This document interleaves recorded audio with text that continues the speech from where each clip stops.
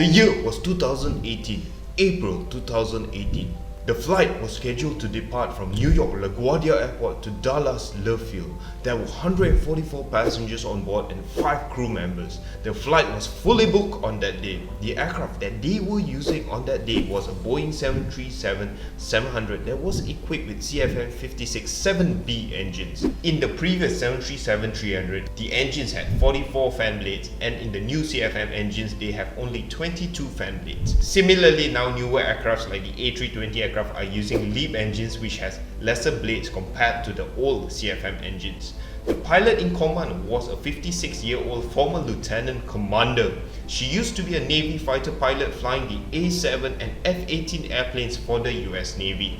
During Operation Desert Storm, she was involved in training missions as an instructor aggressor pilot for naval aviators. She has been in Southwest Airlines for 24 years, clocking a total of 11,715 flight hours with 10,513 hours on the Boeing 737. The first officer was age 44 from the United States Air Force, flying the Boeing E-3 and a veteran in the Iraq War.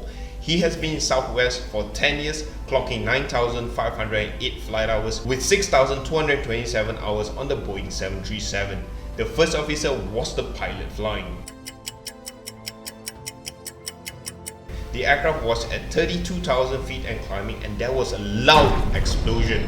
Immediately, the pilots could see that the cabin pressure was rising rapidly, signaling a decompression. A great puff of smoke could also be seen. The cockpit became very noisy and emergency alarms could be heard. Left engine performance parameters all dropped simultaneously and the whole plane began vibrating severely. The plane started to roll 41 degrees to the left and the pilots were quick to counter the roll. And so imagine you are the pilot flying, your aircraft is vibrating heavily, the plane is depressurizing, a lot of noise, and one engine has failed. What would you do? The pilots don their oxygen mask knowing for a fact that the air is thin above 30,000 feet. The risk of hypoxia or lack of oxygen could set in at any time. The immediate next thing that they did was to fly the aircraft. Once the attitude of the aircraft was stable, the first officer started the emergency descent. Because of the damage the plane took, the aircraft was very difficult to be controlled. By this time, the captain decided to take over control so that the first officer is able to run through the checklist. Now, the pilots are faced with two major failures: decompression and engine failure. At the same time, the pilots were looking for the nearest airport to land. Well, initially they were considering Harrisburg Airport. However, the first officer with his astute observation noticed that Philadelphia Airport was also rather near. It was a destination that Southwest flies to, and so they have better ground and firefighting support there. The captain handed controls to the first officer so that she can have a look at the quick reference handbook. So now the situation is rather tricky. There are multiple failures. Which one should she choose? She decided to choose the engine fire or engine severe damage or separation checklist. The idea is to secure the broken engine first. They also informed the passengers that they will be headed to Philadelphia for landing. During the descent, the speed is kept between 280 to 300 knots. Is this a normal speed for an emergency descent? The answer is no. Because they were experiencing a lot of vibration, it is one of the indications of structural damage of the aircraft. Therefore, it is prudent to keep the speed lower than VMO or MMO, which is the maximum speed. The captain decided to take back control to land the plane. Now, let us take a look at what is happening behind the cabin. When the depressurization was happening, the oxygen mask dropped down for the passengers. The cabin crew went back to their crew seats and donned their own oxygen masks. After not hearing from the pilots for some time, they took their portable oxygen bottles to check on the passengers. When they reached the overwing exit, they saw, to their horror, that there is a female passenger that was hanging halfway out of the window. 2 male passengers assisted 2 cabin crews to help pull the passenger back in. The passenger is severely hurt and the crew performed CPR on her. As it was a full flight, the passenger seated next to the injured passenger had to sit on the cabin crew's jump seat. ATC then cleared them to descend as they were approaching near the airport. However, they have not completed some of the checklists. The captain decided to proceed to land ASAP, but the first officer wanted to complete the checklist. This is where good CRM comes into play. They finally decided to land the aircraft ASAP. The captain then asked ATC for a 20 to 25 mile final. The first officer then checked with the cabin crew, and that is when they received the shocking news that one of the passengers was almost sucked out. The captain then decided to land using flaps 5 because she feels that she is able to control the plane better.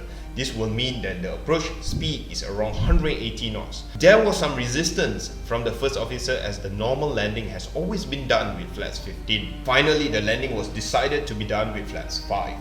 At the back, because the passenger was sitting on the crew jump seat, the cabin crew has no choice but to sit on the floor. The Southwest 737 landed safely in Philadelphia Airport on runway 27 left. Once the aircraft is on the taxiway, the firefighting rescue team were there to help them. The pilots shut down the engines and the passenger disembarked from the aircraft.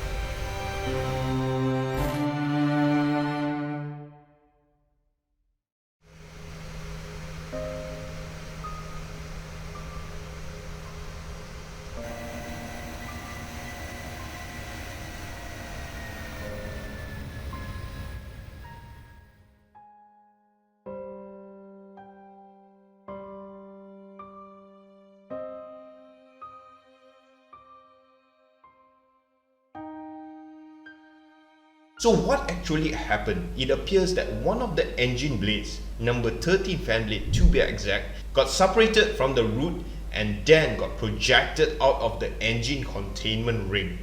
This created a shock wave and caused cracking on the latches that hold the cowling in place. And so one part of the engine cowling, which is the engine cover itself, got detached and hit the window of row 14. Both layers of the window pane broke and created a hole and caused the plane to depressurize. Because the cabin pressure that is higher than the pressure outside, it caused a differential pressure, and that is why the passenger got dragged out. The seatbelt that she was wearing was the only thing holding her back. Because of the excellent work done by the pilots and the cabin crew, everyone survived except for that female passenger. Unfortunately, she passed away.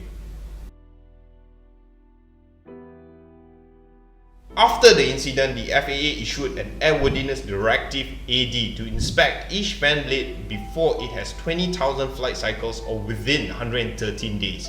This was a costly affair as this directive affected 3,716 engines and it cost about 8,600 USD per blade replacement. Other recommendations was that the cabin crew have to be seated at their assigned crew seats for their own safety and also for them to open doors in case of an evacuation. Overall, the accident was handled very well by the crew involved. Thank you so much for watching and I will see you in the next video. Bye!